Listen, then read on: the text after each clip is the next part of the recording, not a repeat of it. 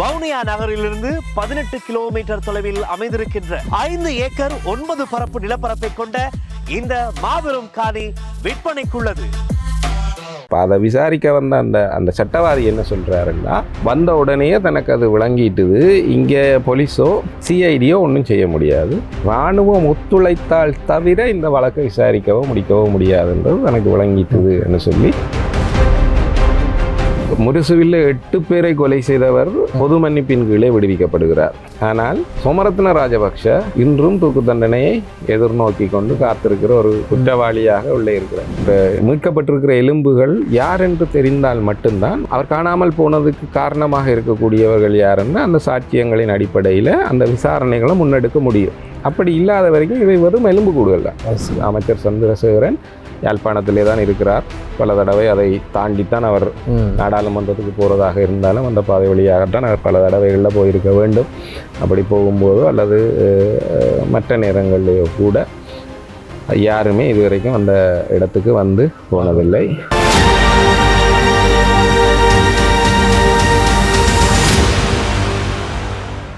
லங்காஸ்ரீ நேயர்களுக்கு வணக்கம்.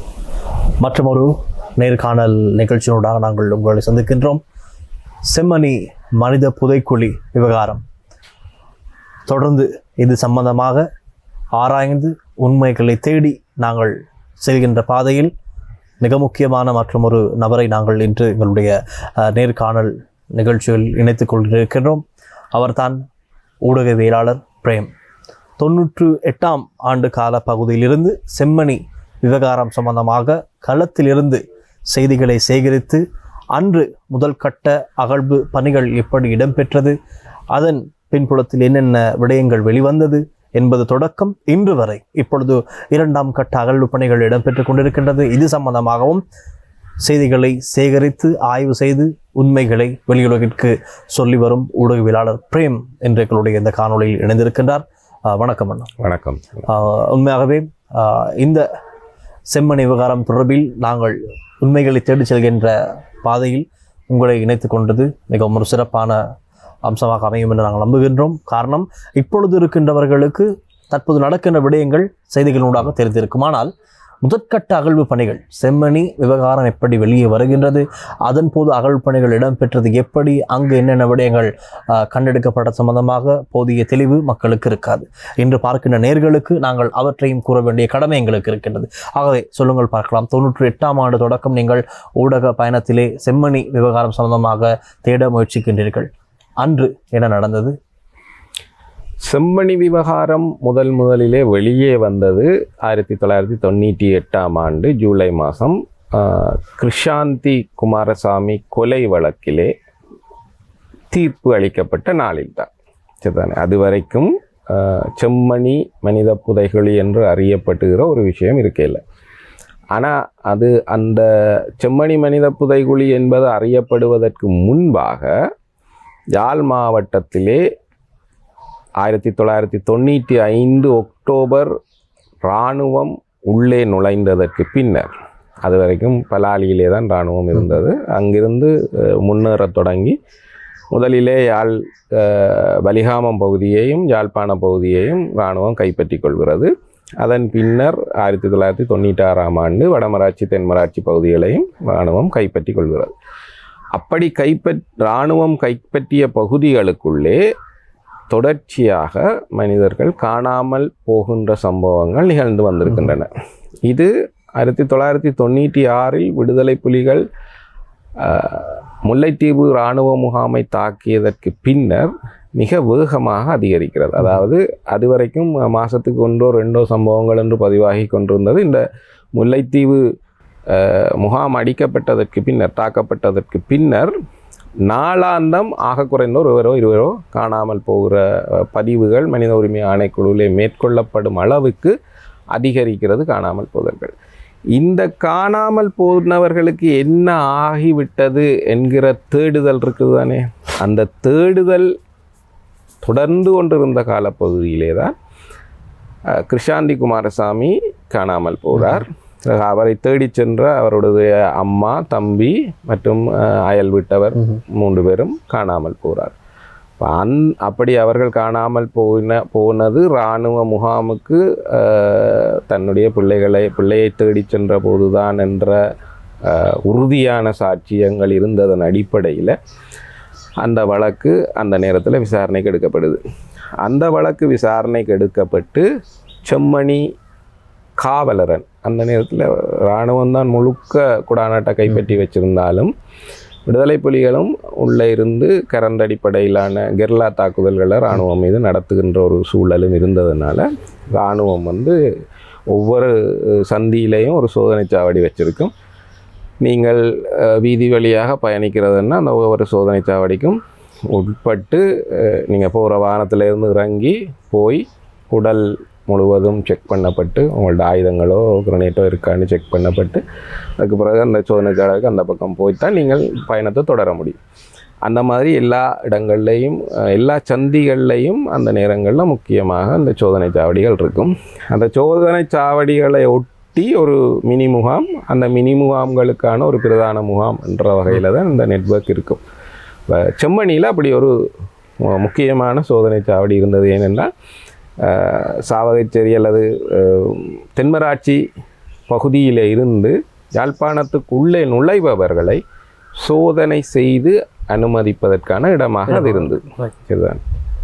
அப்போ அந்த இடத்துல அந்த சோதனை சாவடியில் எல்லோருமே யாழ்ப்பாணத்துக்கு உள்ளே வருகிறவர்களும் சரி யாழ்ப்பாணத்திலிருந்து வெளியேறுகிறவர்களும் சரி அந்த இடத்திலே முழுமையாக சோதித்து தான் அனுப்பப்படுவார்கள். அந்த அந்த அந்த பகுதியில் யாழ்ப்பாணம் முழுவதும் விடுதலை இராணுவத்தினுடைய கட்டுப்பாட்டுக்குள்ளே வர்றதுக்கு முன்பாக நான் முதல்ல சொன்ன மாதிரி வலிகாமம் பகுதியை மட்டும் இராணுவம் கட்டுப்பாட்டில் வச்சிருந்த போது அந்த பகுதிகள் எல்லாமும் செம்மணிக்கு ஊடாக ஒரு FDLன்னு சொல்கிறப்படுகிற இராணுவத்தினுடைய முன்னணி காவலரன் பகுதிகளும் இருந்தது. சரிதான். ஃப்ரண்ட் டிஃபென்ஸ் லைன்னு சொல்லப்படுற FDL லைன்ஸ் இருந்தது. அந்த பகுதி முழுவதுமே ஒரு முக்கியமான பாதுகாப்பு நிறைந்த ஒரு வலயம். சரிதான். புலிகள் பூனேரி பக்கத்தில் இருந்து படகுகள் மூலம் இந்த பக்கத்தில் தாக்குதல்களை நடத்துறதுக்கான வாய்ப்புகள் இருந்தது. அப்படி சில தாக்குதல்கள் நிகழ்ந்தும் இருக்கு ஆரம்ப காலகட்டங்கள். அதனால் எப்போதுமே அது ஒரு மிக உயர் பாதுகாப்பு வலயமாக இராணுவத்தினுடைய மிக தீவிரமான கண்காணிப்புக்கும் சோதனைக்கும் உட்பட்ட ஒரு பகுதி. அப்படிப்பட்ட ஒரு பகுதியில் காணாமல் போன கிருஷாந்தியும் அவருடைய உறவினர்களும் சடலங்களாக மீட்கப்பட்டது என்பது ஒரு பெரிய செய்தி. சரிதானே. அதுலேருந்து அந்த செம்மணி ஆரம்பிக்குது. அந்த வழக்கினுடைய முடிவில் 6 பேருக்கு தூக்கு தண்டனை விதிக்கப்படுது. மேலதிகமாக 3 பேருக்கு 20 ஆண்டுகள் சிறை தண்டனை விதிக்கப்படுது. இராணுவ சிப்பாய்களுக்கு இல்லை, அதில் 5 பேர் தான் இராணுவ சிப்பாய்கள். தூக்கு தண்டனை விதிக்கப்பட்ட 6 பேரில் 5 பேர் இராணுவ சிப்பாய்கள், ஒரு ஆள் போலீஸை சேர்ந்தவர். இதுதானே. இந்த 5 இராணுவ சிப்பாய்களில் முதன்மையான இந்த கொலைகளை திட்டமிட்டவர், கிருஷாந்தியை மறைத்தவர், அதுக்கு பிறகு பாலியல் வன்முணர்வுக்கு அவரை உட்படுத்தியவர், இது எல்லாத்துக்குமான பிரதான சூத்திரதாரி என்று சோமரத்ன ராஜபக்ஷ என்ற ஒரு லான்ஸ் கோப்ரல் தான் குற்றஞ்சாட்டப்பட்டவர். இந்த லான்ஸ் கோப்ரலுக்கு கீழே இருந்த அந்த நேரத்தில் இருந்த பிளாட்டூன்னு சொல்லப்படுற இராணுவ கட்டமைப்பில் ஒவ்வொரு படையணிகளுக்குன்னா ஆக கடைசியில் இருக்கிற அந்த பிளாட்டூனில் 11 பேர் இருந்தவர். அந்த பிளாட்டூன் தான் இந்த சம்பவத்துக்கு பொறுப்பானவர்கள்னு குற்றஞ்சாட்டப்பட்டது. இதுதான். அதில் 5 இராணுவத்தினர் அந்த குற்றத்தோடு நேரடி தொடர்புள்ளவர்கள் என்ற வகையில் அவர்களுக்கு தூக்கு தண்டனை கொடுக்கப்பட்டது. அந்த தூக்கு தண்டனை அவர்களுடைய ஒப்புதல் வாக்குமூலத்தின் அடிப்படையில் தான் கொடுக்கப்பட்டது. அதாவது அவர்கள் ஒத்துக்கொள்கிறார்கள் இது பாலியல் வன்கொடுமை, தாங்கள் இப்படி பாலியல் வன்கொடுமை செய்து அவர்களை கொலை செய்து புதைத்தோம் என்று சொல்லி சொல்கிறார்கள். அது ஏன் சொல்கிறேன், ஒப்புதல் இராணுவத்தினுடைய சிப்பாய்கள் அவர்கள் இந்த வாக்குமூலத்தை பெற்றவர்கள் இராணுவ போலீஸார். அதாவது வெளியே இருக்கக்கூடிய சாதாரண போலீஸோ அல்லது CIDயோ இந்த வாக்குமூலங்களை பெறவில்லை. இராணுவ போலீஸார் பெற்று CIDட்ட கையளித்த வாக்குமூலங்களின் அடிப்படையில் தான் இந்த வழக்கு விசாரிக்கப்பட்டு தீர்ப்பளிக்கப்பட்டு. இல்லாமல் இருந்திருந்தால் இதை தெரியாமல் வந்திருக்கும் வாய்ப்புகள் தெரியாதுன்றது இருக்குது. அந்த வழக்கை நடத்தின சட்டவாதி தன்னுடைய ஒரு நேர்காணலில் அதை நேரடியாகவே ஒத்துக்கொள்கிறார். அதாவது சாதாரண போலீஸால் அதை விசாரிக்க முடியலை, சிஐடியாலையும் அதை விசாரிக்க முடியலை. அது மேலே இருக்கிற சந்திரிகாவுக்கு கடுமையான அழுத்தமாக மாறின போது சந்திரிகா என்ன செய்ய, அப்போ ஏஜியாக இருந்தவர், அட்டோர்னி ஜெனரலாக சட்டமா அதிபராக இருந்தவர், அதுக்கு பிறகு சர்ச்சைக்குரிய பிரதம நீதியரசராக இருந்த சரத்தன் சில்வா, சந்திரிகா சரத்தன் சில்வாவுக்கு அழுத்தம் கொடுக்குறார். அதாவது சரத்தன் சில்வா இந்த சட்டவாதியை நேரடியாக நியமித்து போய் இந்த வழக்கை கையாளுன்னு சொல்லி அனுப்பி வைக்கிறார். அந்த டைமில் சந்திரிகா குமாரதுங்க ஜனாதிபதியாக இருக்கார். அந்த டைமில் அவங்க ட்ரை பண்ணலையா தங்களுடைய இராணுவத்தை காப்பாற்றி விட வேண்டும் அப்படின்னு எதுவும் ட்ரை பண்ணாங்களா? எதுவும் அப்படியான வேலை திட்டங்கள் நடந்ததா? சந்திரிகா 94 தான் சந்திரிகா ஆட்சிக்கு வந்தார். 94 ஆட்சிக்கு வரும்போது சந்திரிகா ஒரு சமாதான தேவதையாக அரசியலுக்குள்ள வந்த சந்திரிகா சமாதானத்துக்கான போரண்டு திரும்பவும் ஒரு போர் வழிக்கு திரும்பின நேரத்தில் தன்னை சமாதான தேவதையாக உலகத்துக்கும் இங்கே இருக்கிற மக்களுக்கும் காட்டிக்கொண்டிருந்த ஒரு நிலைமையை தக்க வைக்கிறதும் அவருக்கு ஒரு தேவையாக இருந்தது. அவருடைய பிரச்சாரத்தில் அந்த நேரம் ஜனாதிபதி ஆகிறதுக்கான பிரதமர் ஆகி ஜனாதிபதியாக வந்தவர் அந்த 2 காலப்பகுதிகளிலையும் தேர்தல் பிரச்சாரத்தில் இந்த மனித உரிமை மீறல்கள் சம்பந்தமாக தான் மிக முக்கியமாக ஆராய்வன் என்று சொல்லியிருந்தார். அதாவது மனித உரிமை மீறல்களை கட்டுப்படுத்துவேன், அந்த மனித உரிமை ஏற்கனவே நிகழ்ந்த மீறல்கள் தொடர்பில் எல்லாம் தான் விசாரணைகள் நடத்துவேன், நீதியை நிலைநாட்டுவேன் என்றெல்லாம் சொன்ன ஒரு ஆள். அதனால தான் பட்டலந்த ஆணைக்குழு, இன்றைக்கு பேசப்படுற பட்டலந்த ஆணைக்குழுக்கான ஆணைக்குழுவை நியமித்தவரும் அவர் சரிதானே. பிறகு நடவடிக்கை எடுக்கலை என்றதெல்லாம் வேறு, ஆனால் நியமித்தவர் அவர். ஏன்னா அந்த தான் ஒரு மனித உரிமைக்கு முக்கியத்துவம் கொடுக்கக்கூடிய தலைவர் என்று அவர் நிரூபிக்க விரும்பிய நம்பிக்கையை உருவாக்கி கொண்டார்.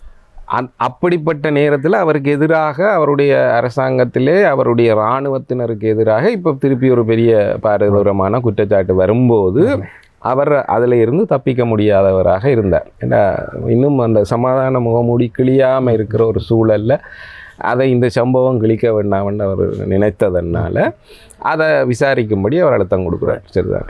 அப்படி அழுத்தம் கொடுத்ததன் பேரில் தான் இந்த விசாரணைக்குள்ளே வர்றார். அப்போ அதை விசாரிக்க வந்த அந்த சட்டவாதி என்ன சொல்கிறாருன்னா, வந்த உடனே தனக்கு அது விளங்கிட்டுது, இங்கே போலீஸோ சிஐடியோ ஒன்றும் செய்ய முடியாது, இராணுவம் ஒத்துழைத்தால் தவிர இந்த வழக்கை விசாரிக்கவோ முடிக்கவோ முடியாதுன்றது தனக்கு விளங்கிட்டுதுன்னு சொல்லி தான் பிறகு போய் அங்கே இருந்த இராணுவ போலீஸ், அதாவது மிலிட்ரி போலீஸ்ன்னு சொல்லப்படுகிற அதனுடைய கட்டளை தளபதியாக இருந்த ஒரு கேர்னலோட பேசி அவரை கன்வீன்ஸ் பண்ணி, அதாவது இணங்க வைத்து தான் இந்த விசாரணையை முன்னெடுத்தேன்னு சொல்கிறார் அவர். அப்போ அந்தளவுக்கு அந்த பகுதி முழுவதுமே இராணுவத்தினுடைய கட்டுப்பாட்டில் இருந்த பகுதி. இராணுவத்தை மீறி எதுவும் செய்யலை. குற்றத்தையே இராணுவம் இழைத்தாலும் இராணுவம் தான் அதை விசாரித்து சொல்லணும். இராணுவம் மனசு வச்சால் தவிர நீங்கள் குற்றவாளிகளை கண்டுபிடிக்க முடியாது என்ற சூழ்நிலைக்குள்ள தான் இந்த வழக்கு நடந்தது. அப்படிப்பட்ட ஒரு சூழ்நிலைக்குள்ள அந்த இராணுவ போலீஸார் பெற்ற வாக்குமூலத்தின் அடிப்படையில் தான் இந்த படையினருக்கு தண்டனை விதிக்கப்பட்டது. சரிதான். அந்த தண்டனை விதிக்கப்பட்ட போது இதில் முதன்மை குற்றவாளியாக காட்டப்பட்ட சோமரத்ன ராஜபக்ஷ தீர்ப்பின் கடைசியிலே நீங்கள் ஏதாவது இதை பற்றி சொல்ல, ஏன்னா மரண தண்டனை விதிக்கும்போது அது ஒரு நீதிமன்ற நடைமுறையாக இருக்கும், அவர்கிட்ட அதை பற்றி ஒரு கேட்குறது, அவருடைய கருத்தை கேட்குற, கடைசி ஆசைன்னு கேட்குற மாதிரியான ஒரு விஷயம். அப்படி கேட்கும்போது ஏதாவது சொல்ல இருக்குதான்னு கேட்கும்போது அவர் உணர்ச்சி வசப்பட்டு இந்த குற்றத்துக்கும் அவருடைய வார்த்தைகளில் சொல்லலை, என்னோட சாராம்சமாக தோணும், இந்த குற்றத்துக்கும் எங்களுக்கும் சம்பந்தம் இல்லை, இந்த குற்றங்களை செய்வித்தவர்கள் வேறு யாரோ, இது மட்டுமல்ல, இது மாதிரி பல குற்றங்கள் அங்கே நிகழ்ந்திருக்கு, அது மாதிரி கிட்டத்தட்ட 300-400 பேர் செம்மணிக்குள்ள கொன்று புதைக்கப்பட்டிருக்கின்றனர் என்று அவர் சொல்கிறார். மிக முக்கியமான பதிவு அதுதான். அப்போ அங்கே இருந்து தான் அவருடைய அந்த வாயிலிருந்து வந்த அந்த வாக்கு மூலம் அது ஒரு பகிரங்க நீதிமன்றத்தில் வருது. அவர் என்ன அர்த்தத்தில் சொல்கிறாருன்னா, இந்த கிருஷாந்தி காணாமல் போன கிருஷாந்தியும் உறவினர்களும் மட்டும் கொல்லப்பட்டு செம்மணிக்க புதைக்கப்படல, 300-400 பேர் இது மாதிரி கொன்று புதைக்க. அப்போ நீங்கள் அவர்களை எல்லாம் விட்டுட்டு நாங்கள் அவற்றை வாதத்தின்படி நாங்கள் இந்த சடலங்களை புதைத்தவர்களே தவிர எங்களுக்கும் இதுக்கும் வேறு இருக்கிறார்கள் அந்த மாதிரி தான் அவர் சொல்கிறார். அந்த அர்த்தத்தில் தான் அவர் சொல்கிறார். சரிதானே. இப்போ இது ஒரு பெரிய பரபரப்பாக மாறிக்கொள்ளுது. சரிதானே. ஏன்னா ஒரு தண்டனை விதிக்கப்பட்ட ஒரு படை வீரர் வீரர் என்று சொல்ல முடியுமான்னு தெரியல. அப்பாவிகளை கொள்கிறவர்கள் அப்படி வீரர்களாக முடியும். ஆனால் அந்த குற்றத்தோடு சம்பந்தப்பட்ட ஒரு படைத்தரப்பு ஆள் தன்னை விடவும் பெரிய குற்றங்கள் நிகழ்ந்து, அதாவது தான் செய்ததை விட பெரிய குற்றங்கள் நிகழ்ந்திருப்பதாகவும் அதோடு பலர் தொடர்பு பட்டிருக்கிறார்கள் என்றும் நீதிமன்றத்தில் ஒரு வாக்குமூலம் கொடுக்குறாரு. அது பகிரங்க நீதிமன்றம். அப்போ அங்கே மீடியாக்கள் இருக்குது, ஏற்கனவே மனித உரிமை அமைப்புகளினுடைய பிரசன்னம் இருக்குது. அது தவிர்த்து எல்லா உலக நாடுகளும் இந்த வழக்கை பார்த்து கொண்டிருக்குது. அந்த மாதிரி ஒரு பெரிய அரங்கத்தில் அவர் இதை ஓப்பன் பண்ணி விட்டார், திறந்து விட்டார் திடீரென்று. இங்கே எங்கள்கிட்ட, அதாவது தமிழ் மக்கள்கிட்ட காணாமல் போனவர்களுக்கு என்ன நடந்தது என்ற கேள்வி இருக்கும்போது இப்படி ஒரு அவர் சொல்றார், 300 தொடக்கம் 400 பேர் கொன்று செம்மணிக்குள்ளே புதைக்கப்பட்டுக்கணும். அப்போ அந்த ஸ்டேட்மெண்ட்ல இருந்து தான் செம்மணி வழக்கு என்ற ஒன்று ஆரம்பிக்குது. அதுவும் அந்த ஸ்டேட்மெண்ட்ல அல்ல. அப்போ நீதிபதி என்ன சொல்கிறார், அதுன்னா இவர் இப்படி சொல்கிறாருன்றதுனால இது சார்ந்து சிஐடி விசாரித்து இது ஒரு தனி வழக்காக்கு இந்த தனி வழக்கை விசாரிக்க சொல்லி சொல்கிறேன். சரிதானே? அதுக்கு பிறகு சிஐடி அதை தன்னுடைய வழக்காக எடுத்துக்கொள்ளுது. சிஐடி அவர்கள்ட்டேருந்து வாக்குமூலங்கள் எல்லாம் பெறுகுது. அதுக்கு பிறகு அதே ஆண்டு 98ஆம் ஆண்டு ஆகஸ்ட் மாதத்தில் ஆகஸ்ட் 28ஆம் தேதி அவர்கள் யாழ்ப்பாணத்துக்கு அழைத்து வரப்பட்டு, அதாவது சோமரத்ன ராஜபக்சவும் மீதி 5 இராணுவ சிப்பாய்களும் யாழ்ப்பாணத்துக்கு அழைத்து வரப்பட்டு யாழ்ப்பாணம் நீதிவான் நீதிமன்றத்தில் அவர்கள் வாக்குமூலம் வழங்குகிறார்கள். அது செப்டம்பர் 2ஆம் தேதி வரைக்கும் அது நிகழுது. அந்த வாக்குமூலம் வழங்கப்பட்டதில் இருந்து தான் செம்மணி வழக்கு என்பது ஆரம்பிக்கும். அப்படிதான் நீங்களும் அதில் அந்த இருந்து தான் செய்திக்காக நாங்கள் அதோட தொடர்போடு தொடங்குகிறோம். ஸோ அப்படி நீதிமன்றத்தில் அவருடைய வாக்குமூலம் கொடுத்து அவர் அதெல்லாம் சொன்னதுக்கு பிறகு அவர் கூட்டி கொண்டு போய் இடம் காட்டினார். அங்கே சரிதானே எந்தெந்த இடங்களில் புதைக்கப்பட்டது என்றதை காட்டினார். நேரடியாக அவரை களத்துக்கு அழைச்சிட்டு போகிறாங்க, செம்மணிக்கு கூட்டி கொண்டு. அவர் மட்டும் இல்லை, மீதி 5 மற்ற அவரும் இன்னொரு 4 சிப்பாய்களும் கூடவே அழைத்து செல்லப்படுகிறார்கள். 5 பேரும் அழைத்து செல்லப்பட்டு அவர்கள் மொத்தமாக 26 இடங்களை காட்டினார். இங்கே எல்லாம் பகுதி அண்மித்த பகுதிகள் மொத்தமாக 26. இப்போ குறிப்பிட்டு சொல்கிறதா இருந்தால் இப்போதைக்கு அந்த ஒரு இந்து ஆலயம் ஒன்று, அதாவது யாழ்ப்பாணத்தில் இருந்து சாவச்சேரி நோக்கி போகும்போது உங்களுடைய இடக்கை பக்கத்தில் இப்போ ஒரு சிவலிங்கம் இருக்குது. அதல்ல, வலது பக்கத்தில் ஒரு சின்ன ஆலயம் இருக்குது. அந்த ஆலயத்துக்கு பின்புறமாக இருக்கக்கூடிய வயல் நிலப்பகுதி நாங்கள் இன்று நான் காலையில் போன பகுதியாக இருக்கலாம். அந்த பகுதிக்குள்ள முக்கியமாக ஒரு 3-4 இடங்கள் காட்டினோம் அங்கே இருந்ததாக. சரியா, ஆலயத்துக்கு நேர பின்னால் ஒரு சடலம் மீட்கப்பட்டது. வேறு 2-3 குழிகளில் இருந்தும் 1 இல்லை 2 என்று மீட்கப்பட்டது. ஆகவே அப்போ அந்த சொன்ன ஸ்டேட்மெண்ட் உறுதிப்படுத்தப்படுது. ரைட், இருக்காங்க. நான் அதுக்கு வாரேன். அதை உறுதிப்படுத்தி அதுக்கு முதல்ல அந்த இதில் இப்போ இந்த செம்மணி என்று சொல்லப்படும் போது அதில் கொஞ்சம் மீட்கப்படுது. அதுக்கு அதை தாண்டி இந்த பக்கம் இந்த கேர்வ் மாதிரி ஒரு அதாவது A9 பாதையிலிருந்து நல்லூர் நோக்கி வருகிற செம்மணி வீதி என்று சொல்கிற நல்லூர் நோக்கி வருகிற ஒரு ரோட் இருக்கு. இந்த ரெண்டுக்கும் இடையில ஒரு மரம் இருக்கு. இப்போ நீங்கள் ஒரு யூஸ் கடை பார்க்கலாம் அந்த இடத்துல. அந்த யூஸ் கடைக்கு பின்னால் பிரதானமான இன்னொரு குழியும் கண்டறியப்பட்டது. இப்போ இவர்கள் கூட்டி கொண்டு இந்த இடங்கள் எல்லாத்தையும் அடையாளம் காட்டுகிறார். அதில் சோமரத்ன ராஜபக்ஷ முதலாவதாக தான் சொன்னதை உண்மை என்று நிரூபிக்கிறதுக்கு ஒரு இடத்தை கூட்டி கொண்டு போய் காட்டுறார். இந்த இடத்துல 2 பேரை புதைச்சிருக்கு. சரிதானே? இந்த 2 பேரும் அவர் அடையாளம் கூட சொல்கிறார். இந்த 2 குறிப்பிட்ட இந்த 2 நபர்கள், சுரேஷ் மற்றும் இன்னொரு பேர், அந்த 2 இளைஞர்களைத்தான் இந்த இடத்துல புதைச்சிருக்குதுன்னு அவர் அடையாளம் காட்டுறார். சரிதான்? அப்படியெல்லாம் காட்டினதுக்கு பிறகு செம்மணி உடனடியாக தோண்டப்படையில் கிட்டத்தட்ட 1 வருஷம் ஆச்சுது அது தோன்றதுக்கு. அந்த ஸ்டேட்மெண்ட் கொடுத்து 1 வருஷம் ஸ்டேட்மெண்ட் கொடுத்து அவர்கள் இடங்கள் எல்லாம் அடையாளம் காட்டினதுக்கு பிறகும் 1 வருஷம் ஆச்சுது அந்த வழக்கை எடுத்து அந்த இடத்துல தோன்றதுக்கு. 1999ஆம் ஆண்டு ஜூலை மாத நடுப்பகுதியில் தான் முதல்ல அவர் அடையாளம் காட்டின இடத்துல தோன்றுறதுக்கான பணியை அவ செய்யணும். சரிதானே? அதுதான் நான் சொன்னேன். அது செம்மணியிலிருந்து நல்லூர் நோக்கி வர்ற அந்த பாதையில் ஒரு 200-300 மீட்டர் தூரத்தில் வீதியினுடைய மிக அருகோடைய ஒரு இடத்துல புதைக்கப்பட்டிருந்தார். அவரை நேரடியாக அந்த இடத்தை அடையாளம் காட்டியிருந்தார். அந்த இடம் திருப்ப அவரை கூட்டிக் கொண்டு வந்து அது தோண்டப்படும் போது திரும்ப கூட்டிக் கொண்டு வந்தவர். அப்படி கூட்டிக் கொண்டு வரும்போது அந்த ஸ்பாட்டாக அவர் அந்த இடத்துல இந்த இடத்துல 2 பாடி இன்னாரான் அதுக்குள்ளே புதைக்கப்பட்டான்னு சொல்லி கொண்டு வந்து காட்டினார். அதை தோண்டிச்சுனா தோண்டும் போது அதுக்குள்ளே 2 சடலங்கள் அவர் கூறியது போலவே 2 பேர்ட்ட பாடி வந்து எடுக்கப்பட்ட பாடி. என்ன நாங்கள் பொடியன்னு பேசுகிறோமே தவிர அன்றைக்கும் எலும்புகள்லாம் எடுக்கப்பட்டது. இன்றைக்கு அந்த காலப்பகுதி இன்றைக்கு எடுக்கப்படுற மாதிரி எலும்புகள்லாம் அன்றைக்கும் எடுக்கப்பட்டது. அது 2 எலும்புகளும் அவர் சொன்னதன் போலவே எடுக்கப்பட்டதன் காரணமாக அவர் சொல்கிற ஸ்டேட்மெண்ட்ஸ், அதாவது அவர் ஏற்கனவே வழங்கியிருக்கக்கூடிய வாக்கு மூலத்தில் உண்மை இருக்குது என்று நீதிமன்றம் நம்பிக்கொண்டு இந்த புதைகுழியை தோண்டுவதற்கான அடுத்த கட்ட நடவடிக்கைகளுக்கு போகுது. அப்படி போனதுக்கு பிறகு 99ஆம் ஆண்டு இது ஜூலை மாதம் நடந்தது. நான் நினைக்கிறேன் செப்டம்பரில் திரும்பவும் செப்டம்பர் 6ஆம் தேதி தொடக்கம் 30ஆம் தேதி வரைக்கும் கிட்டத்தட்ட ஒரு மாத கால பகுதி வந்து இந்த புதைகுழிகளை தோண்டுவதற்கான நடவடிக்கைகள் எடுக்கப்பட்டது. அப்பவும் தொல்லியல் துறை மருத்துவ தடயவியல் அறிஞர் பேராசிரியர் நீரியல்ல என்று சொல்லப்படுகிறவர்கள் அவருடைய தலைமையில் தான் இந்த அகழ்வு பணிகள் எல்லாமே நிகழ்த்தப்பட்டது.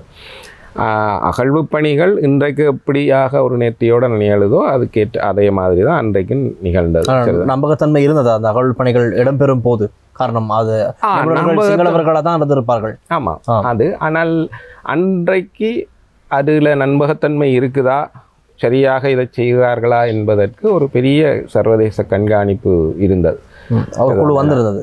நேரடியாக களத்துக்கு வந்து முதலாவது அகழ்வின் போதே நேரடியாக களத்துக்கு வந்திருந்தது சர்வதேச மன்னிப்பு சபை, அமெரிக்க தூதுவர், கனேடிய தூதுவர் என்று பெரிய கொழும்பில் இருக்கக்கூடிய பெரும்பாலான ராஜதந்திர வட்டாரங்கள், சர்வதேச ஊடகங்களினுடைய நேரடியான செய்தியாளர்கள் இல்லை பிரதிநிதிகள், அந்த மாதிரி அதில் ஒரு பெரிய விடயமாக இந்த எக்ஸ்பர்டைஸ்ன்னு சொல்கிற இந்த நிபுணத்துவம் வாய்ந்த விஷயங்கள் சரியாக மேற்கொள்ளப்படுகிறதா என்றதை பார்க்குறதுக்காகவே 3 மருத்துவ அது துறைசார் மருத்துவம் துறையில் நிபுணத்துவம் வாய்ந்தவர்கள் எல்லாரும் வந்திருந்தவர். அப்படி வந்திருந்து அவர்கள் எல்லாருமே இந்த அவர்களுடைய பின்னாட்களில் அவர்கள் வழங்கின அறிக்கைகளின்படி இந்த எஸ்கவேஷன், அதாவது மனித எலும்புகளை மீட்டெடுக்கிற பணிகள் ஒரு சிறப்பான ஆரம்பம் என்ற வகையில் தான் அவர்கள் அறிக்கை.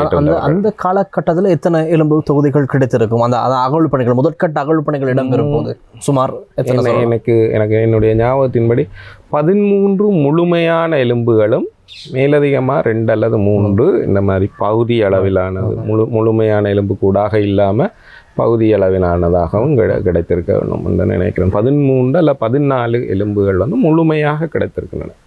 சரிதானே, மீதி 1-2 தனி இதுகளாக. ஆனால் கிட்டத்தட்ட அவர்களுக்கு அடையாளம் காட்டின 26 இடங்கள்லையும் தோண்டி பார்க்கப்பட்டது. ஜேசிபி வைத்தோ இதுவோ, அதாவது அவர்கள் அடையாளம் காட்டின இடத்துல மண்ணை பரிசோதனை செய்து பார்ப்பார்கள். ஓரளவுக்கு மண் ஏதாவது புதைக்கப்பட்டிருந்தால் அந்த மண்ணில் மேல்படையில் மாற்றம் தெரியும் என்ற அடிப்படையில் அவர்கள் அதை கணித்து அந்த இடத்துல ஏற்கனவே இருக்குதுன்னா தோண்டுவார்கள். மண்ணில் மாற்றம் இருக்குன்னா அதை வழக்கம் இப்போ நடக்கிற மாதிரி அது வெரி ஸ்லோவாக நடக்கும் ப்ராசஸ்.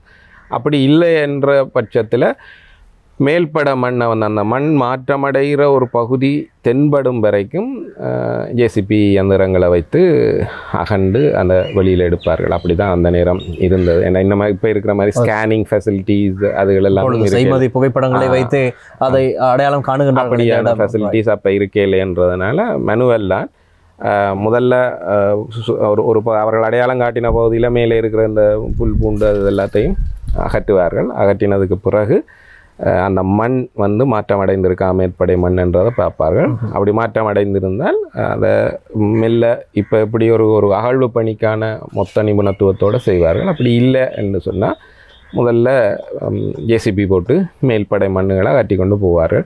கீழே மண் மாற்றம் திரும்பவும் தெரிஞ்சுதுன்னா உடனே அதோட நிப்பாட்டிட்டு பிறகு திருப்பி வழக்கம் போல் ஒரு அகழ்வு பணியை மேற்கொள்வார்.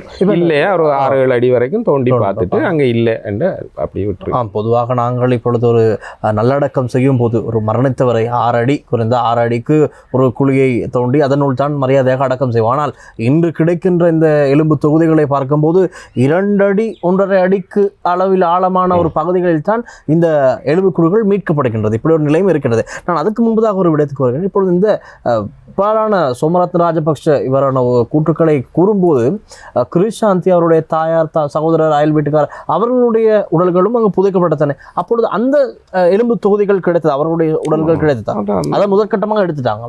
முதலில் அது அந்த விசாரணையின் போது அவர்கள் தாங்கள் ஒப்புதல் வாக்குமூலம் கொடுத்தார்கள் என்றும் அந்த ஒப்புதல் வாக்குமூலத்தில் அவர்கள் அது எங்கே புதைக்கப்பட்டிருக்கிறது என்றும் அவர்களுடைய ஆடைகள் தனியாக புதைக்கப்பட்டிருந்தன, அது எங்கே புதைக்கப்பட்டிருந்த என்றும் அவர்கள் அடையாளம் காட்டி அந்த அடிப்படையில் 4 உடலங்களும் கிருஷாந்தியினுடைய ஆடை மட்டும் அவரோடு சேர்த்தே புதைக்கப்பட்டிருந்தது. மற்ற 3 ஆடைகளும் தனியாக ஒரு குழியில் புதைக்கப்பட்டிருந்தது. அந்த குழிகள்லேருந்து அவர்களுடைய ஆடைகளுமாக 4 உடல்களும் அவர்களுடைய ஆடைகளும் மீட்கப்பட்டிருந்தன. அந்த வழக்கு விசாரணைக்கு மீட்கப்பட்ட அவையெல்லாம் சான்று ஆதாரங்களாக சமர்ப்பிக்கப்பட்டிருந்தன. அதுக்கு பிறகு வழக்கு விசாரணையினுடைய அந்த தேவைப்பாடு முடிந்ததற்கு பின்னர் அந்த எலும்புக்கூடுகள் எல்லாமே அவர்களிடம் கையளிக்கப்பட்டு உறவினர்களால் பொருளையில் இறுதிக்கட சடங்குகளும் அவர்களுக்கு நிகழ்ந்து ஒரு பாரிய கொடூரம் தான் அன்று நடந்திருக்கிறது. ஏன்னா இந்த மாதிரியான விடயங்கள் வெளிப்படும் போதும் தெரிகிறது. அது மாத்திரமல்லாமல் இப்போது இன்று அகழ்ந்து எடுக்கப்படுகின்ற இந்த எலும்பு தொகுதிகளை பார்க்கும்போது மண்டையோட்டு பகுதி அளவிலும் சரி முழுமையாகவும் சரி சேதமடைந்திருக்கின்றது.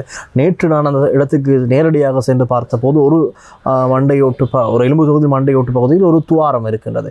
இதையெல்லாம் வைத்து பார்க்கும்போது எப்படி சொல்லலாம், நம்மளுக்கு உத்தியோகபூர்வமான ஆய்வு அறிக்கைகள் இன்னும் கிடைக்கவில்லை, அதை ஆய்வு செய்து கொண்டிருக்கிறார்கள். இருப்பினும் மேலோட்டமாக பார்க்கும் போது இதை பற்றி என்ன அவர்களுடைய இன்று ஆய்விலே ஈடுபட்டிருக்கிறவர்கள் இருக்கின்ற நிபுணர்களுடைய கருத்துப்படியே கூட அவர்கள் தாக்கி கொல்லப்பட்டிருப்பதற்கான வாய்ப்புகள் அதிகம் இருக்குது என்று தான் சொல்கிறார்கள். அந்த மண்டையோடெல்லாம் உடைஞ்சிருக்கிறதுகளை பார்க்கும் போதெல்லாம் அதுவும் சிறுவர்கள் தான் நிறைய அப்படி இருக்கிறார்கள். அதே நேரம் சோமரத்ன ராஜபக்ஷ கொடுத்த வாக்குமூலத்தில் கூட அவரும் இதையே சொல்லியிருக்கிறார். சில சம்பவங்களை அவர் வர்ணித்தே இருக்கிறார். அப்படியே எப்படி எல்லாமும் இவர்கள் கொல்லப்பட்டார்கள். அப்படி சொல்லும்போது சில சமயங்களில் தாங்கள் குழிகளை கிண்டியதற்கு பின்னர் உயிரோடு கொண்டு வரப்படக்கூடிய இளைஞர்களும் யுவதிகளும் அந்த குழிகளுக்கு முன்னாலே நிறுத்தப்பட்டு மண்வெட்டி பிடியாலோ அல்லது இரும்பினாலோ அல்லது ஏதோ ஒரு பெரிய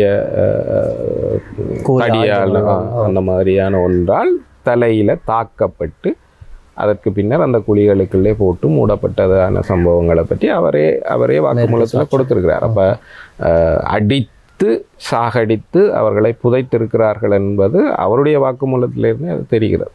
சரிதானே? அப்போ அது இங்கே புதைக்கப்பட்டிருக்கிறவர்களும் அவ்வாறே அடித்து கொல்லப்பட்டிருக்கிறதுக்கான வாய்ப்புகள் இருக்குது. இது ஒன்று. இரண்டாவது, அவர் சித்திரவதை முகாம்களுக்குள்ளே வைத்து அவர்கள் சித்திரவதை செய்யப்பட்டது சம்பந்தமாகவும் வாக்குமூலத்தில் கொடுத்திருக்கிறார். அப்படி சித்திரவதை செய்யப்பட்டவர்கள் அவர் என்ன சொல்கிறாருன்னா, முதல் நாள் போகும்போது ஒரு முகாமிலே அவர் தலைகளாக கட்டி தொங்க விட்டப்பட்டிருப்பார். தான் போய் அவர் அப்பாவை அவருடைய குடும்பத்தினர் வந்து தேடுகிறார்கள், அவரை விடுவிக்க சொல்லி கேட்கிறார்கள் என்ற செய்தியை அந்த முகாமினுடைய பொறுப்பதிகாரியிடம் சொல்லிவிட்டு வரும்போது அவரை விடுவிப்பதாக அந்த முகாம் பொறுப்பதிகாரியும் சொல்லுவார். ஆனால் மறுநாள் போகும்போது அவர் இறந்திருப்பார் என்று சொல்கிறார். அப்போ முகாம்களுக்குள்ளே வைத்து அவர்கள் சித்திரவதை செய்திருக்கிறார்கள் என்பது. சித்திரவதை என்பது அடித்தல், குத்துதல், துன்புறுத்துதல், என்ன பெட்ரோல் பேக்கை முகத்தில் இதுன்றது பெரும்பாலும் அடி உதைதான். கையில் கிடைக்கக்கூடிய எதை என்றாலும் வைத்து அவர்கள் அடிப்பதும் உடைப்பதும். அப்படி உடைக்கும்போது மண்டையோடுகள் உடைவதற்கும் எலும்புகள் சிதைவதற்குமான எல்லா வாய்ப்புகளும் இருக்கின்றன. இப்போ அப்படி கொல்லப்பட்டவர்கள் எல்லாரும் கொண்டு வந்து புதைக்கப்பட்டிருந்தால் அவர்களுடைய மண்டையோடுகள் கபாலங்கள் எல்லாம் இந்த மாதிரி உடைந்தும் சிதைந்தும் ஓட்டைகளாக காணப்படுவதற்குமான வாய்ப்புகள் இருக்கும். இப்போ சோமரத்ன ராஜபக்ஷ இவ்வளவு விடயங்களை சொல்லி இப்போ சிறையில் இருக்கார், மரண தண்டனைக்கு உட்பட்டு இருக்கார். இப்போ இந்த நிலையில் அதுக்கு அடுத்த கட்டமாக அதுலேயும் ஒரு விஷயம் இருக்கு. அவர் அது சொன்னதுனால தான் இன்றைக்கும் சிறையில் இருக்கிறார், பாதுகாக்கப்படுகின்றார் போல. இல்லை என்றால் இதே போன்ற ஒரு கொலையை செய்த 8 பொதுமக்களை கொன்று அதற்காக தூக்கு தண்டனை விதிக்கப்பட்ட மிர்சுவில் கொலையிலே தூக்கு தண்டனை விதிக்கப்பட்ட சாஜன் வந்து பொது மன்னிப்பின் கீழே கோட்டாபாய ராஜபக்ஷ ஜனாதிபதியாக இருக்கும்போது விடுவிக்கப்பட்டார். சரி, புரியுதா உங்களுக்கு? முரசுவில் 8 பேரை கொலை செய்தவர் விடுவிக்கப்படுகிறார், பொது மன்னிப்பின் கீழே விடுவிக்கப்படுகிறார். அவர் தன்னுடைய செயல்களுக்கு பொறுப்பானவர்கள் யாரையும் காட்டி கொடுக்கவில்லை, அல்லது அதுபோன்று வேறு ஏதாவது சம்பவங்கள் நிகழ்ந்ததாகவும் வாக்குமூலம் கொடுக்கவில்லை. ஆக கோத்தாபாய ராஜபக்ஷ ஒரு ஜனாதிபதியாக வந்தபோது அவரை விடுவிக்கிறார். ஆனால் சோமரத்ன ராஜபக்ஷ அதுபோன்று செய்யாமல், அதாவது தன்னுடைய உயரதிகாரிகளையும் தான் சார்ந்திருக்கக்கூடிய இராணுவமும் செய்த செயல்களை மூடி மறைக்காமல் அதை வெளிப்படையாக சொன்னதன் காரணமாக இன்றும் தூக்கு தண்டனையை எதிர்நோக்கி கொண்டு காத்திருக்கிற ஒரு குற்றவாளியாக உள்ளே இருக்கிறார். அந்த விஷயத்தை நுணுக்கமா நீங்க பார்க்கணும். என்றால் இராணுவத்தை பொறுத்த வரைக்கும் தங்களுடைய குற்றங்கள் அது ஒரு செயின் கமாண்ட் தானே, மேலே இருந்து வருகிற உத்தரவின் அடிப்படையில் தான் கடைசியில் இருக்கிறவர் பணியாற்ற போகிறார். ஆகவே கீழே இருக்கிறவர் விடுகிற தவறு என்பது அதையே திரும்ப ரிவர்ஸாக மேலே இருக்கிறவருடைய பொறுப்புக்கும் பொறுப்பு கூறலுக்கும் உட்பட்ட ஒரு விஷயம். அப்படி இருப்பதனால அது காட்டி கொடுக்கப்படக்கூடாது என்பதுதான் அவர்களுடைய எழுதப்படாத சட்டம். ஆனால் கிருஷாந்தி கொலை வழக்கில் அந்த சட்டவாதி அதனுடைய நேர்காணலில் இதையும் குறிப்பிடுறேன். இப்படித்தான் இந்த சிஸ்டமே இருக்குது, இராணுவத்தினுடைய சிஸ்டம் இருக்கிறதுனால இதை தாண்டி அவர்களை இந்த கிருஷாந்தி குற்றவாளிகளை நீதிமன்றத்துக்கோ அல்லது வழக்கு விசாரணைக்கு கொண்டு வர்றது என்றது ஒரு பெரிய சவாலாக இருந்ததுன்னு அவரே குறிப்பிடுறார்.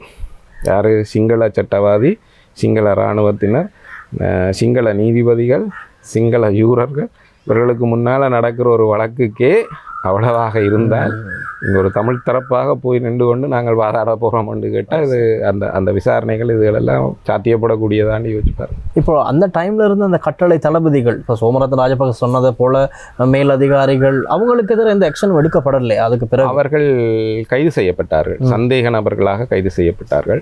கைது செய்யப்பட்டு 99ஆம் ஆண்டு இந்த செம்மணி விசாரணை ஆரம்பித்ததன் பின்னர் அவர் குறிப்பிட்ட கிட்டத்தட்ட ஒரு 12-13 இராணுவத்தினரும் அதிகாரிகள் உட்பட கைது செய்யப்பட்டார். கைது செய்யப்பட்டு 2000ஆம் ஆண்டளவிலே அவர்களுக்கு பிணை வழங்கப்பட்டாச்சு. அவர்கள் இப்போது பிணையிலே இருக்கிறார்கள். அப்பப்போது வழக்கு விசாரணை கண்டு அழைக்கப்படும் போதெல்லாம் நீதிமன்றத்துக்கு வந்து போவார்கள். அதிலே ஒரு சிலர் இறந்து விட்டார்கள். சிலர் அன்று இருந்ததிலும் பார்க்க உயர்வான பதவிகளோடு இப்போதும் இராணுவத்திலே கடமையாற்றி கொண்டிருக்கிறார்கள். ஏனென்றால் அப்போ கேப்டனாக இருந்தவர், அதுக்கு பின்னாலே 2 பேர் அப்படி கேர்னல் ஆகியிருக்கிறார்கள். அவர்கள் இப்போ என்ன பதவியில் இருக்கிறார்கள்னு தெரியலை. நான் சொல்கிறது இப்போ ஒரு 6-7 வருஷத்துக்கு முன்னரே அவர்கள் கேர்னல் ஆகிவிட்டார்கள். அது மாதிரி லெஃப்டினன்ட் அந்த பதவிகளில் இருந்தவர்கள் கேப்டன், மேயர் அந்த மாதிரியான பதவி நிலைகளுக்கெல்லாம் உயர்ந்திருக்கிறார்கள். அதாவது அவர்கள் மீது ஒரு மனித உரிமை முறையில் குற்றச்சாட்டு இருக்கிறது, அவர்கள் மீது வழக்கு பதிவு செய்யப்பட்டிருக்கிறது. ஆனாலும் அவர்களுக்கு பதவி உயர்வு கொடுத்து இராணுவம் அவர்களை தன்னோடு பாதுகாப்பாக வைத்திருக்கிறது. இப்படி இருக்கிற நிலையில் இப்போது இன்னும் இதை பேசினால் பேசிக்கொண்டே போகலாம். இருந்தாலும் எங்களுடைய நேரம் சுருக்கமாக இருக்க வேண்டும் என்ற காலத்தில் நான் இப்பொழுது கேட்கிறேன். இப்போது 2ஆம் கட்ட அகழ்வு பணிகள் இடம்பெற்று கொண்டிருக்கின்றது. இது பற்றி தேடி போகும்போது சிலர் சொல்கிறாங்க, சிலர்னு சொல்கிறத விட இப்போ நாங்கள் இப்போ ஊடகங்களை பார்த்தால் தெரியுது, ஊடகங்களில் ஒவ்வொருத்தரும் ஒவ்வொரு விதமான கருத்துக்கள், தென்னிலங்கையில் இருக்கிற அரசியல்வாதிகள் இதை வேறு பக்கமாக கொண்டு போய் கொண்டிருக்கிறார்கள். சிலர் சொல்கிறார்கள் இது தீவிரவாதிகள் என்கின்றார்கள், இது விடுதலை புலிகள் இயக்கத்தை சார்ந்தவர்கள் அல்லது அவர்களால் கொல்லப்பட்ட மக்கள் தான் இங்கே புதைக்கப்பட்டிருக்கிறார்கள் என்கிறார்கள். அதெல்லாம் சொல்லும்போது தான் இங்கிருந்து சிறுவர்களுடைய விளையாட்டுப் பொருட்களும் சிறுவர்களுடைய எலும்பு வெச்சங்களும் அவர்கள் சுமந்து சென்ற பைகள் எல்லாம் கிடைக்கின்றது. பின்னர் அதை பற்றி அவர்கள் பேசவில்லை.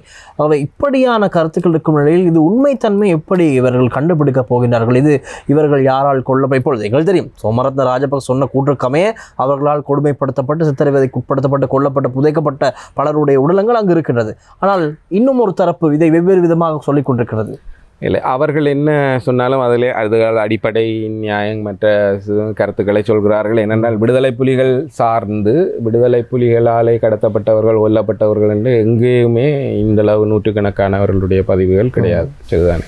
ஒரு சிலர் இருக்கலாம், மேபி ஒரு டசன் கணக்கானவர்கள் வந்து அவர்கள் மீது குற்றம் சுமத்தக்கூடும். ஆனால் இந்த மாதிரி நூற்றுக்கணக்கானவர்கள் ஒரே காலப்பகுதிக்குள்ளே காணாமல் போயினர் என்று விடுதலை புலிகள் மீதோ அல்லது வேறு எந்த இயக்கங்கள் மீதோ இராணுவத்தை தவிர்த்து வேறு யார் மீதும் இங்கே குற்றச்சாட்டுகள் இல்லை. சரிதான். அப்படி இருக்கும்போது அவர்களாலே கொல்லப்பட்டவர்கள் ஒரு இடத்துல குவித்திருக்கப்படுகிறார்கள் என்று சொல்வதில் அர்த்தம் இல்லை.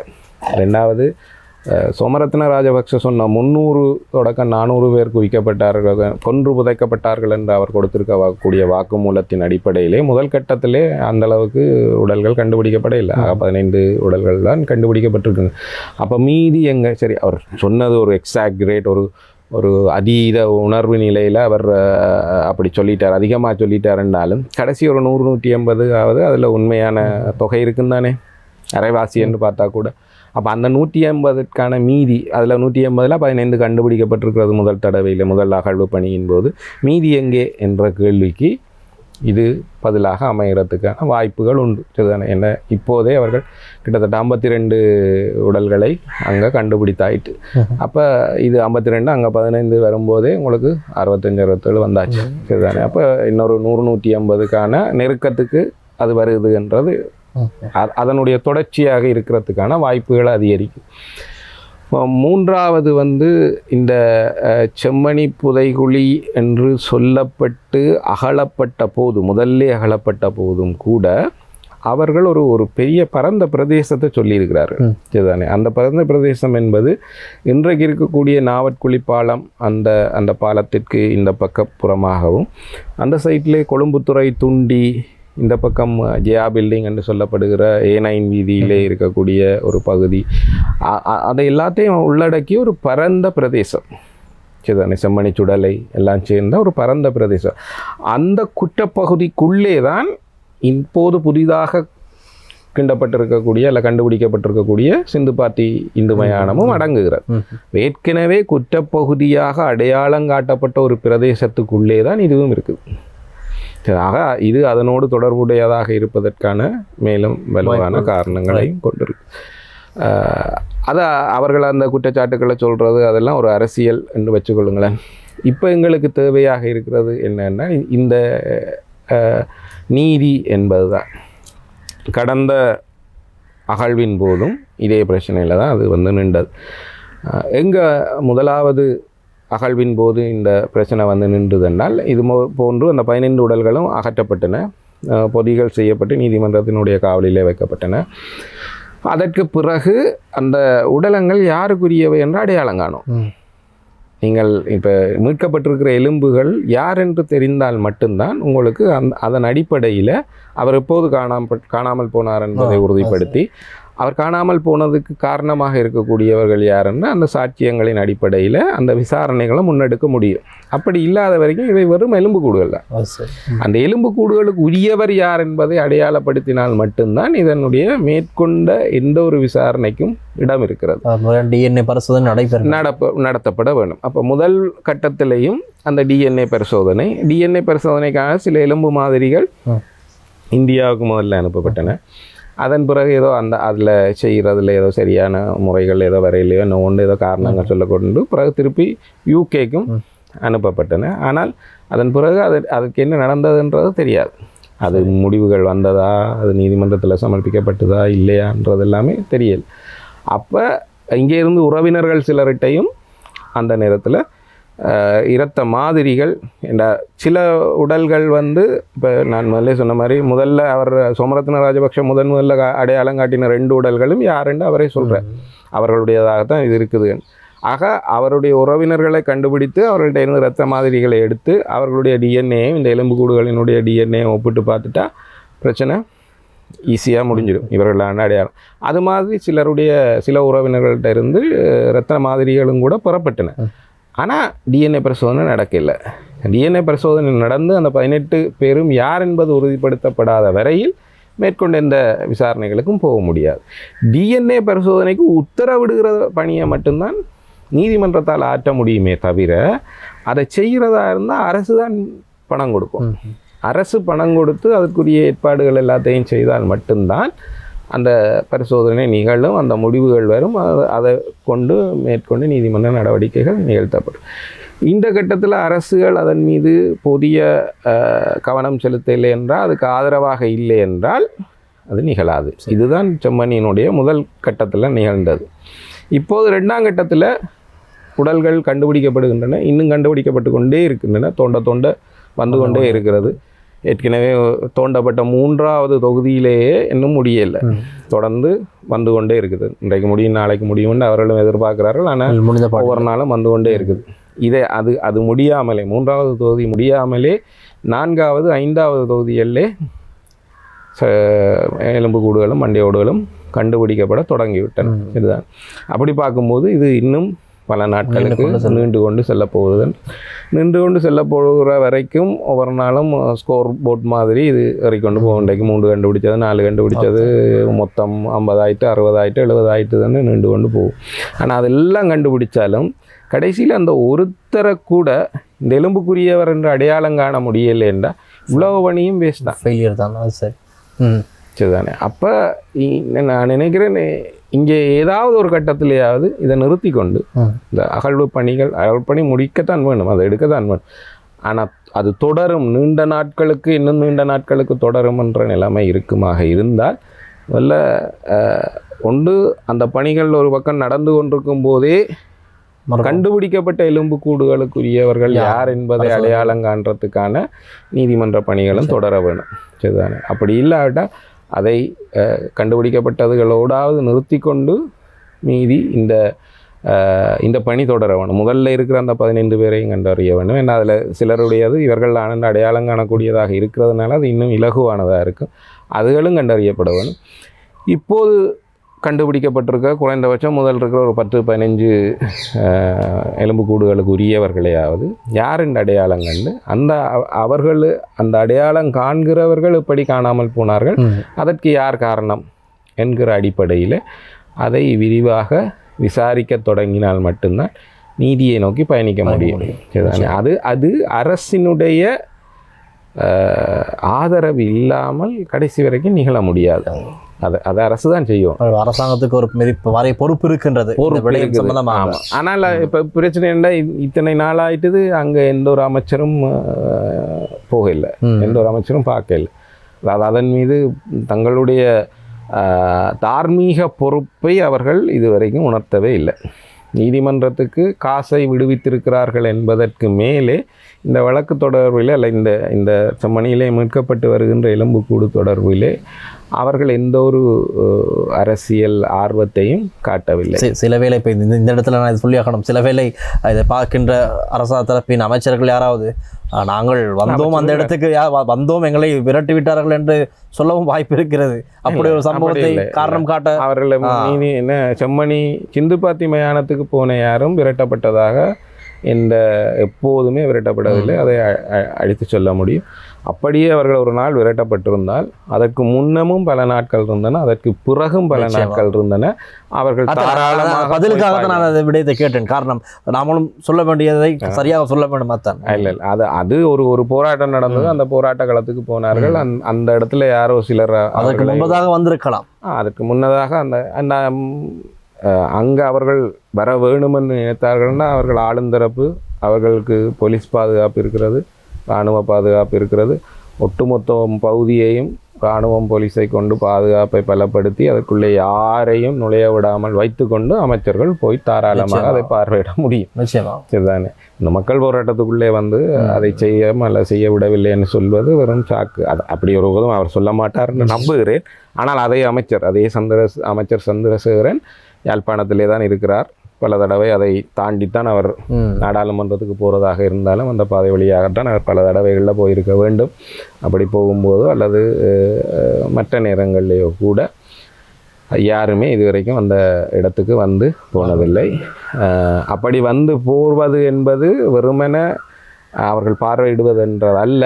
ஆனால் இந்த வழக்கு மீது தங்களுக்கு அரசாங்கம் தன்னுடைய கடமையை பொறுப்புணர்வோடு செய்யும் என்கிற நம்பிக்கையை மக்களுக்கு ஏற்படுத்தும் முகமாக அவர்கள் அதை செய்திருக்க வேண்டும் என்று நான் நம்புகிறேன். இதுவரைக்கும் அது நடக்கவில்லை. நான் இறுதியாக ஒரு கேள்வி கேட்குறேன், அது தேவை என்றால் அதில் வச்சுக்கொள்வோம். அதை நான் சொல்லிடுறேன். என்னென்னா, இப்போ இந்த சம்பவங்கள், இந்த விவகாரம் 95, 96 இடம்பெறுது. வழக்கு விசாரணைகள் 98, 99 இடம்பெறுகிறது. இறுதி கட்ட யுத்தம் 2009 அங்கு நடைபெற்ற முடிவுக்கு வருது. இதன் வைத்துக்கொண்டு பார்த்தால் இந்த கிருஷாந்தி விவகாரமாக இருக்கலாம், செம்மணி விவகாரம், இது சம்பந்தமாக விடுதலை புலிகள் இயக்கம் ஏதேனும் கருத்துக்கள் வெளியிடவில்லை? இது சம்பந்தமாக எந்த இடத்துலயாவது பேசியிருக்காங்களா, பேசலையா? அதை பற்றி விடுதலை புலி செம்மணி தொடர்பாக விடுதலை புலிகள் பேசியிருக்கிறார்கள், தொடர்ந்து பேசியிருக்கிறார்கள். செம்மணி 2002 விடுதலை புலிகள் யாழ்ப்பாணத்துக்குள்ளே வந்து விட்டார்கள். வந்ததற்கு பின்னர் அந்த நேரங்களிலே இங்கே இருந்த காணாமல் ஆக்கப்பட்டோருக்கான அமைப்புகளை கொண்டும் அதே நேரம் பொது அமைப்புகளை கொண்டும் செம்மணி விவகாரம் தொடர்பில் எல்லாம் அழுத்தங்கள் அவர்கள் கொடுத்திருக்கிறார்கள். தொடர்ச்சியாக செம்மணிக்கு நீதி கிடைக்க வேண்டும் என்பது குறித்து அவர்கள் வன்னியிலே இருந்தே பல அறிக்கைகள் விட்டிருக்கிறார்கள், கோரிக்கைகள் வைத்திருக்கிறார்கள். அதுகளெல்லாம் நிகழ்ந்து கொண்டே இருந்தது. ஆனால் சமாதானம் பேச்சுக்கள் தொடங்கியதற்கு பின்னர் அந்த சமாதானம், அது தொடர்பான பேச்சு, அதன் மீது ஆர்வம் திசை திரும்பியதன் பிறகு இந்த செம்மணி மீதான கவனம் என்பது அப்போதும் குறைந்து போய்விட்டது. அதனாலே அது பின்னாட்களிலே இன்னொரு காரணம், விடுதலை புலிகள் குடாநாட்டுக்குள்ளே வந்தோன்னு இந்த குற்றஞ்சாட்டப்பட்ட படையினர் என்ன சொல்லிவிட்டார்கள் என்றால், புலிகள் உள்ளே வந்து விட்டார்கள், அவர்களால் தங்களுக்கு ஆபத்து இருக்குது, அதனாலே தாங்கள் யாழ்ப்பாணத்திலே இந்த நீதி விசாரணையை எதிர்கொள்ள முடியாது, எங்களுக்கு பாதுகாப்பான ஒரு சூழலிலே நீதி விசாரணைகள் இடம்பெற வேணும் என்று அந்த வழக்குகளை முதல்ல அனுராதபுரம் நீதிமன்றத்துக்கு மாற்றினார்கள். அதுக்கு பிறகு கொழும்புக்கு அந்த விசாரணைகளை மாற்றிக்கொண்டு போயிட்டார்கள். அப்படி அதெல்லாம் போனதுக்கு பிறகு அங்கே கொழும்பில் இருக்கக்கூடிய ஊடகங்கள் அப்போது அதன் மீது பெரிய ஆர்வமோ இதுவோ கொண்டிருக்காத காரணத்தினால் பெரிதாக பேசுவதில்லை இல்லை. அதுபோன்று அப்பவும் அதன் மீது அவர்கள் பெரிய ஆர்வம் காட்டாதனால அந்த வழக்குகள் என்ன ஆயிட்டு தெரியும். அன்று முதல் கட்ட அகழ்வு பணிகளின் போது வந்த வெளிநாட்டு அமைப்புகள், சர்வதேச கண்காணிப்பு குழுக்கள் ஏன் இன்று வராமல் இருக்கின்றார்கள்? அதற்கு எதுவும் காரணம் இருக்கா? அல்லது எதிர்வரும் நாட்களில் வருவதற்கான வாய்ப்புகள் இருக்கின்றதா? இல்லை, அவர்கள் இன்றைக்கு தொழில்நுட்ப ரீதியாக நிறைய வளர்ந்து விட்டார்கள். உடனுடனே இங்கேருந்து செய்திகளை அறிந்து கொள்ள முடியும். அன்றைக்கு அப்படி இருக்கையில் அன்றைக்கு ஏதாவது நிகழ்ந்ததுன்னா அது பத்திரிகையில் வந்தால் தான், இங்கேருந்து வெளிவந்த பத்திரிகையிலே வந்தால்தான் அது வெளி உலகத்துக்கே போக முடியும் என்ற ஒரு நிலைமை தான் இருந்தது. இப்போது மாதிரி வாட்ஸ்அப்போ ஃபேஸ்புக்கோ இதெல்லோ எல்லாம் இல்லை என்பது ஒரு காரணமாக இருக்கலாம் என்று நம்புகிறேன்.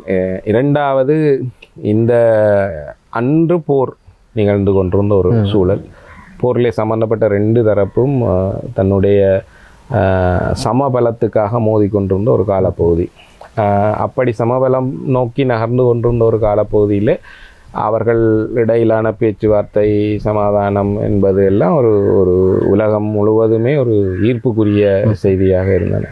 இன்றைக்கு இது போர் வலயம் அல்ல, உலகத்திலே வேறு போர்க்களங்கள் திறக்கப்பட்டிருக்கின்றன. இதுதானே, உக்ரைனாக இருக்கட்டும், காசாவாக இருக்கட்டும், ஈரானாக இருக்கட்டும், அப்படி ஊடகங்களுக்கு கவனம் செலுத்துவதற்கு அவ்வாறான போர்க்களங்கள் இருக்குது. அன்றைக்கு அந்த மாதிரி பெரும் போர்க்களங்கள் இல்லாத போது இந்த போர்க்களம் பெரிதாக தெரிந்ததனால அவர்கள் அதன் மீது அக்கறை கொண்டிருந்தார்கள். அடுத்தது ஐநாவை பொறுத்த வரைக்கும் அவர்கள் இந்த முறை நேரே வந்து பார்த்துருக்கிறார்கள். ஐநா மனித உரிமைகள் உயர் ஆணையர் நேரடியாக வந்து பார்த்திருக்கிறார். அப்போது மக்களுடைய போராட்டத்தை நேரில் அவதானித்திருக்கிறார். அவர்களுடைய உணர்வுகளை உள்வாங்கி இருக்கிறார்.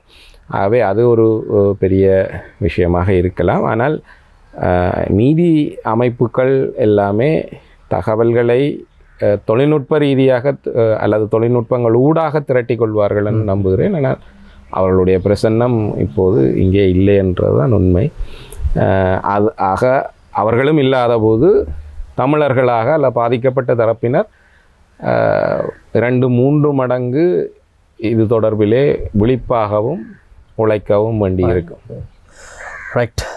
இதுவரை நேரம் எங்களுக்கு கிடைத்த அந்த நேரத்தில் ஊடகவியலாளர் பிரேம் அவர்களோடு நாங்கள் நிறைய விடயங்கள், யாரும் அறிந்திராத பல விடயங்கள் நாங்கள் இந்த இடத்திற்கு வந்து தெரிந்து கொண்டு அதை உங்களுக்கு இந்த காணொளியினூடாக தெரிவித்திருக்கின்றோம். ஒரு பயனுள்ள சந்திப்பாக இது அமைந்திருக்கும் நாங்கள் நம்பிக்கொண்டு இந்த நேர்காணலை நாங்கள் நிறைவு செய்து கொள்கிறோம். ஆனால் இந்த நேரத்தை ஒதுக்கி இந்த இவ்வளவு விடயங்களை மூடு பகிர்ந்து கொண்டு ஊடகவியலாளர் பிரேம் அவர்களுக்கு எங்களுடைய நன்றிகள். நன்றி. தொடர்ந்தும் லங்கா ஸ்ரீயுடன் இணைந்திருங்கள். செம்மணியின் பின்னணி என்ன, உண்மை என்ன தேடிச் செல்லும் அந்த பாதையில் இன்னும் பலரை நாங்கள் சந்திக்க தயாராகவே இருக்கின்றோம். என்ன நடந்திருக்கும், என்ன நடந்தது என்பது குறித்து பலரிடம் பேசி பல உண்மைகளை இப்பொழுது வெளிக்கொண்டு வந்த வண்ணம் இருக்கின்றோம். இன்னும் இந்த முயற்சி தொடரும் என்று கூறிக்கொண்டு விடைபெறுகின்றோம். ஒலிப்பதிவாளர் ஷாக்கிர் ஹாஜுடன் நான் டெல்ஷான் வின்சன் மற்றும் ஒரு காணொலி சந்திக்கலாம். நன்றி, வணக்கம்.